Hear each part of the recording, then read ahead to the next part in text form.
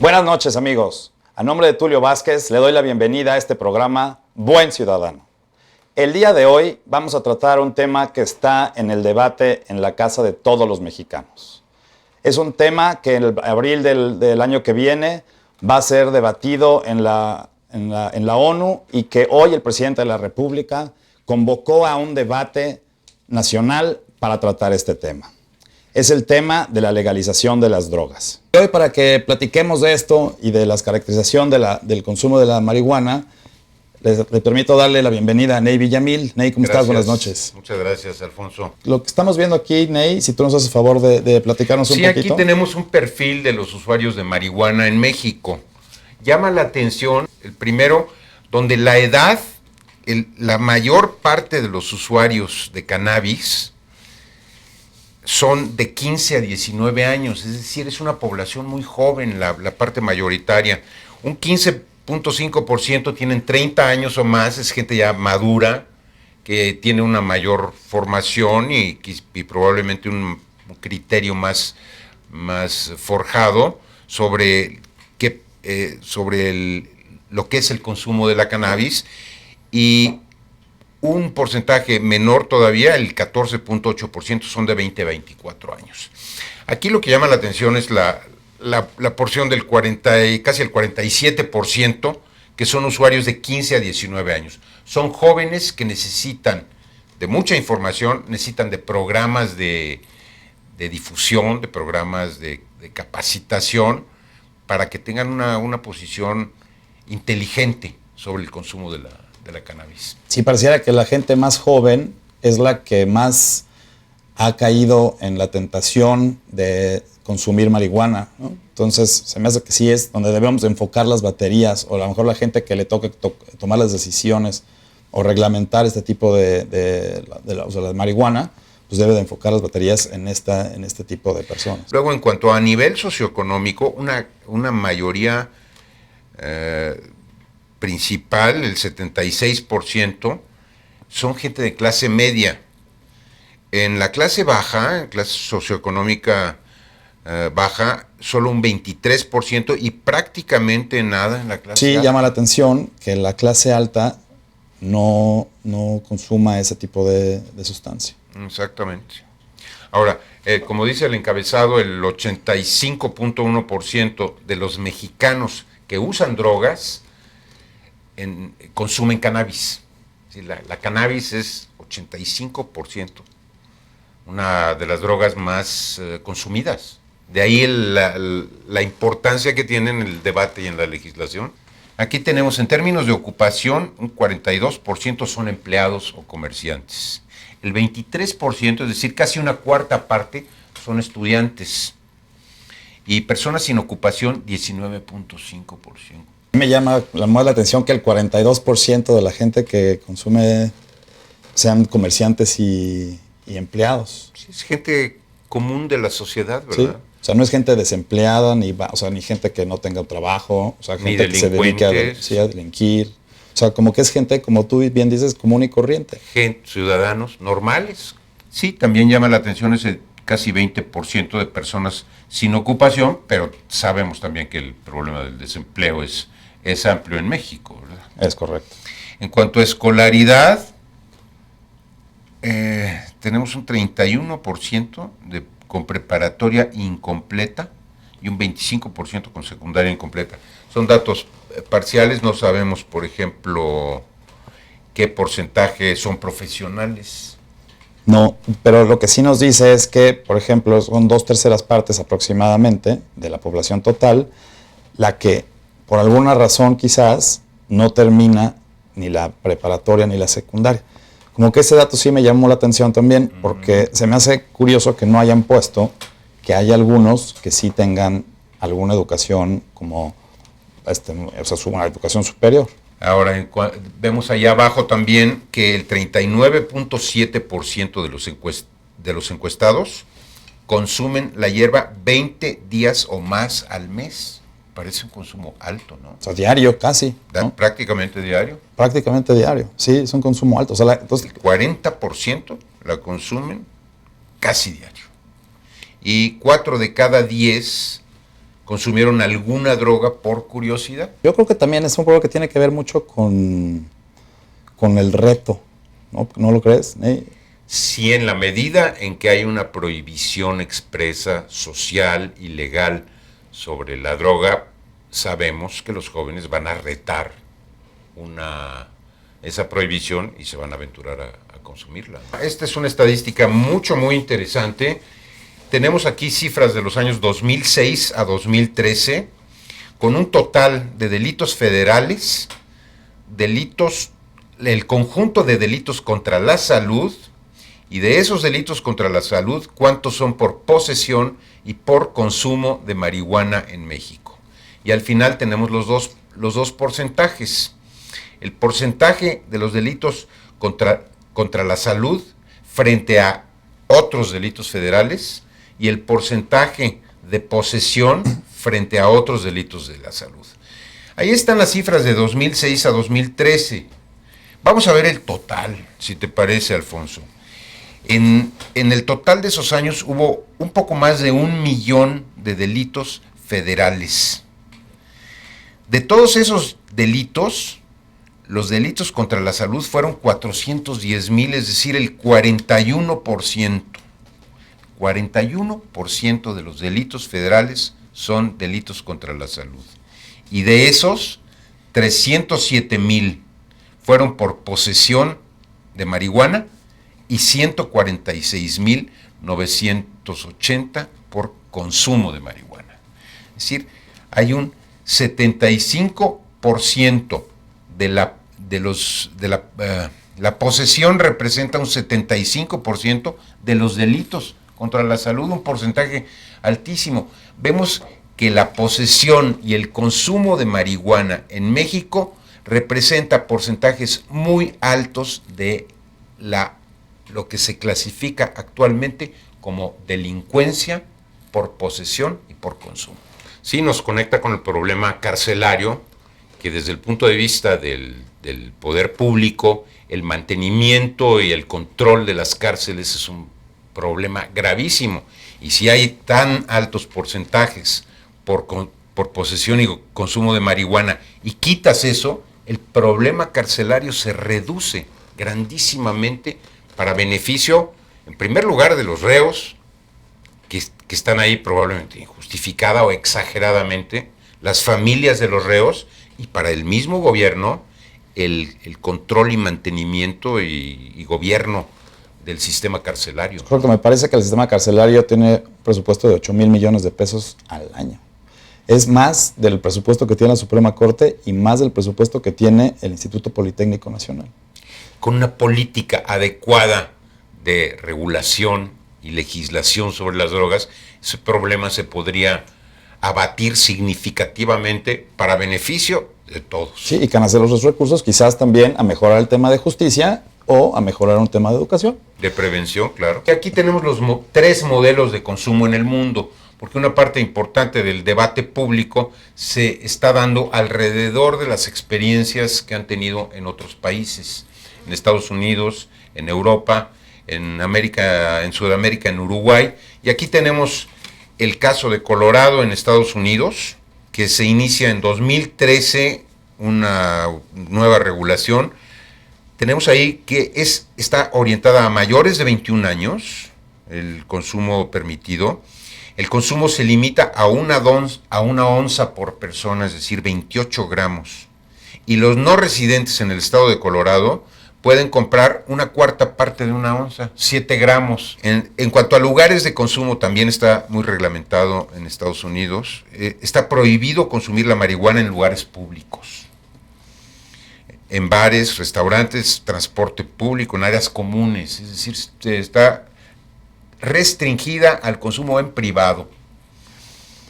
Los clubes y los coffee shop no están autorizados, y el esquema fiscal, que es interesante, pone un impuesto al consumo del 10% en las ventas al por menor de marihuana recreacional y sus derivados. Y el impuesto federal sobre la producción y servicios es de 15% sobre la media de la tarifa del mercado de marihuana, de manera que se convierte en una fuente de recaudación fiscal, en este caso. Es decir, bajo un modelo de regulación, el consumo de la marihuana se vuelve una fuente de recaudación fiscal que puede aplicarse a programas preventivos. La ley en Estados Unidos distingue entre el consumo recreacional y el medicinal. El medicinal es probablemente más aceptado por la opinión pública porque pues, la marihuana como medicina para el reumatismo y para otras aplicaciones, donde hay un amplio campo de investigación, pues es más aceptada que para fines recreativos, ¿no? Sí, totalmente de acuerdo. Si quieres comentamos el de Cataluña, España. Pues aquí me llama la atención, por ejemplo, que aquí bajan la edad, ¿no? Y es comparable como en México, que aquí los niños, los niños de 18 años o los jóvenes de 18 años pueden consumir alcohol y cigarros a partir de los 18 años. Entonces, en Estados Unidos son 3 años más y siempre ha sido así, pero en España sí son a partir de los 18 años, como aquí. Igual que en Uruguay, mayores de 18 años. Aquí lo pueden consumir en Cataluña los que son miembros de un club canábico registrado y se limita a una membresía por persona. En Uruguay la pueden consumir ciudadanos uruguayos naturales o legales con residencia permanente. Es decir, no está abierto el consumo de los turistas aparentemente. Esta noche nos acompaña Pablo Giró de Smart.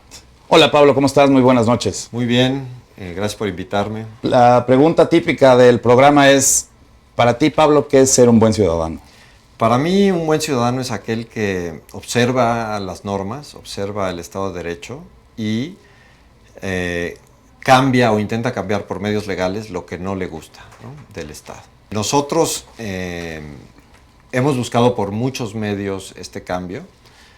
Lo hemos hablado con autoridades, lo hemos hablado con el Congreso, lo hemos hablado con diferentes actores para convencerlos. Y una de las maneras que encontramos es hacer esta estrategia legal para forzar un poco la discusión y el debate de este tema, ¿no? Y cuando pensaron la estrategia, ¿pensaron que iba a ser así? Pues en realidad no pensamos que fuera tan rápido ni con tanto impacto mediático. Sí se planeó muy bien, la estrategia la hicimos con nuestros socios del 6, Andrés Aguinaco y sus socios. Ellos idearon la estrategia jurídica específicamente desde los derechos humanos, precisamente para tener una respuesta como la que tuvimos de la Suprema Corte, ¿no? Sí, el objetivo era ese, forzar a que se reconocieran los derechos que tenemos todos los mexicanos de la autodeterminación. Son tratados que se han firmado por parte de México y en la Constitución están, y entonces lo enfocamos estrictamente para eso. Por eso no se pide la comercialización ni ningún otro acto de comercio para que nos dieran nada más por derechos humanos. ¿Nos puedes explicar un poquito, Pablo, cómo surge Smart? Smart surge porque, hablando con Andrés, decidimos hacer la estrategia y pensamos que la mejor manera era hacer un club canábico. Es decir, pedir que una asociación civil pudiese los miembros autogenerar su marihuana y consumirla. Posteriormente pensamos que también sería bueno meterla como personas físicas y lo metimos y afortunadamente lo hicimos porque la Suprema Corte desestimó a Smart y nos dio la autorización a nosotros. Smart es una asociación civil que surge porque varios miembros de México Unido contra la Delincuencia pensamos que la única manera de acabar con el crimen organizado, con el problema de seguridad en México era entrarle al tema de las drogas y al tema del crimen organizado. Entonces lo que decidimos hacer es hacer discusiones públicas del tema de la droga, cambiar la percepción de la gente y que la gente entendiera que no es pues la hierba del demonio, ¿no?, que tampoco está bien que se esté fumando todo el día, pero que es una cosa que podemos tomar desde un punto de vista de nuestra responsabilidad y de nuestra libertad. Igual que se hace con el alcohol, con el tabaco y con otras sustancias que hacen daño, ¿no?, que no tienen ningún beneficio para la salud, pero sin embargo la sociedad se da cuenta que el ser humano, en sus imperfecciones, en sus imperfecciones que tenemos naturales, pues, sí, exacto, y debilidades, Iba a decir pecados, pero no es eso. No es un tema religioso. No es un tema religioso. Existen. Y entonces, como el mercado existe, lo que nosotros queremos es que el gobierno lo regule. Hoy en día no lo regula nadie. Como bien decías tú en tus gráficas, los niños hoy la consumen, hoy la compran de dealers que trabajan para el crimen organizado, hoy se exponen a ser detenidos por policías y ministerios públicos, hoy la gente que tiene un problema de adicción acaba en la cárcel, como bien lo dijiste, en vez de estar en un centro médico en un proceso de rehabilitación, están en la cárcel. Hoy las familias de esas personas que lo viven enfrentan un problema legal, enfrentan un problema con la persona cuando trate de salir de la cárcel a buscar un trabajo, ¿no? Tiene un expediente. Mientras que si fuera un tema médico, pues saldría de un centro de rehabilitación. Nosotros en México vivimos en una sociedad con una constitución desde el siglo XIX que es libertaria. Es una constitución que nos da a nosotros la libertad de ejercer nuestros actos con responsabilidad y al gobierno de regular en algunos aspectos, pero no de regular para quitarnos esas acciones. Esos tratados internacionales y la constitución que tenemos así dice. No ha sido así, tenemos un Estado paternalista que ha dicho yo te cuido, pero en realidad lo que nosotros queríamos reafirmar es eso, ¿no? Lo que reafirmó la Suprema Corte de Justicia ahora es todos los mexicanos tienen el derecho de la autodeterminación, es decir, tienen el derecho de cometer errores y sufrir sus consecuencias. Nosotros no estamos proponiendo que todo mundo la fume irrestrictamente, ni queremos que la fumen. Yo tengo hijos y no quiero que la consuman. Todos los socios de Smart somos padres de familia. Bueno, una de ellas es abuela. Y no queremos que la usen, lo que queremos es que se regule y que se les informe de los riesgos, igual que se hace con el tabaco y con las grandes campañas que se han hecho, que son muy exitosas de reducción de consumo de tabaco. Se pueden hacer lo mismo para el consumo de todas las drogas, incluyendo marihuana. Es un tema de autodeterminación y de libertad de las personas. Tenemos en México y en algunos otros países, ¿no? Pero muchos años de un paternalismo que nos dice qué hacer y nos quita esa responsabilidad. Yo creo que es hora de que nos despertemos y tomemos nosotros mismos el toro por los cuernos. Yo no estoy diciendo que no sea un problema. Efectivamente, el mercado de drogas está, el mercado de las drogas hacen daño, ¿no? Igual que el tabaco, igual que el alcohol, igual, todo hace daño, no tiene un beneficio fumar, más que les gusta, ¿no? A la gente que fuma. Entonces, debemos de darles esa libertad, pero además debemos de informarlos y ayudarlos a las gentes que caen en esto, ayudarlos a salir del proceso. Tú me platicabas del ejemplo suizo. ¿Por qué no nos platicas un poquito de...? Sí, es un poco extremo y no es lo que se está pidiendo para México, pero les voy a platicar. En Suiza tenían un problema muy fuerte de heroína. Usuarios de heroína que se inyectaban, se quedaban en los parques, se veía mal, además de que pues, se prostituían, tenían que robar, se contagiaban enfermedades. Entonces el gobierno suizo determinó que el problema secundario era peor que el primario, es decir, todo lo que ocasionaba el daño alrededor del uso de la heroína, y el gobierno suizo les da a través del sistema de salud heroína para que ellos la consuman, ¿no? Esto se oye súper radical y se oye como que no puede ser que el gobierno lo haga, pero lo que acabó sucediendo es que se acabaron todos los problemas aledaños, ya no había necesidad de prostituirse ni de robar, ya no se contagiaban porque te cambiaban las jeringas, lo hacían en frentes de doctores, entonces ya no había sobredosis, y a través del tiempo lo que acabó sucediendo es que los usuarios, ¿no?, se aburrieron de estar en su casa viendo televisión y acudieron a pedir ayuda para rehabilitarse. Y como ya no eran estigmatizados ni nada, porque pues, diario iban con los doctores que les daban esto, han tenido un éxito enorme en la reducción de usuarios de heroína. En México afortunadamente no tenemos un problema de heroína, pero es un ejemplo de cómo el cambio de pensar Exactamente. hace que las cosas se den. Sean distintas. Es decir, hay un cambio de enfoque, de tratarlo como un problema jurídico y penal, a enfocarlo como un problema de salud, ¿Qué es salud lo que pública, es, ¿no? que es lo que es en realidad, ¿verdad? Sí, es como el que tiene un pariente alcohólico, ¿no? O sea, quiere lidiar con doctores y centros de rehabilitación y tal, no con jueces y policías. Ministerio Público, ¿verdad? Ministerios públicos. Sí, claro, es una forma totalmente distinta de entrarle a un problema y que quizás, eso es lo que vamos a ver más adelante, sea exitoso. Sí, lo que nosotros abocamos es que el Congreso saque una legislación, va a ser un experimento, como todo, debemos ir midiendo las consecuencias de las cosas y adaptando las leyes para que esto vaya funcionando de la mejor manera que la sociedad mexicana quiera. No todas las sociedades son iguales, no todas son igual de tolerantes, ni todas son iguales de cohesión social, ¿no? Yo creo y estoy convencido que en México somos privilegiados en la cohesión social que tenemos, somos privilegiados en que todavía somos un país de muchos valores, ¿no? El Parametría sacó una encuesta la semana pasada que decía que el 95% de las personas no fumarían marihuana aún y cuando fuera legal. Se va a normalizar, se van a ver las consecuencias reales, se va a ver que sí es un problema, pero que se puede atacar por otros medios y que la consecuencia de estarlo atacando por un sistema punitivo penal es peor, ¿no? Las consecuencias, la gente en esta guerra contra las drogas se muere por la guerra, por la venta, por la guerra en el territorio, por el gobierno haciéndole guerra al cartel, no por los usuarios. O sea, la cantidad de usuarios que cometen crímenes pues es muy baja. Casi nula. Si en México esta única medida va a acabar con el crimen organizado, la respuesta es no. Es un claro no. Les va a pegar en alguna porción, probablemente no sea la más fuerte ni la más grande, pero es una cosa de mitigación de daños y es una cosa de entrarle al tema de frente. Es decir, como te decía, yo prefiero, si tengo un hijo que cae en un problema de estos, lidiar con doctores que lidiar con policías. Yo prefiero que mi hijo acabe en un centro de rehabilitación, si es que tiene que acabar en algún lugar, a que acabe en la cárcel, ¿no? Entonces, es una cosa de mitigación de daños. Sí, no es la bala que va a acabar con todo, no. No por esto se van a acabar los derechos de los que están pidiendo derecho de piso en los estados, pues no.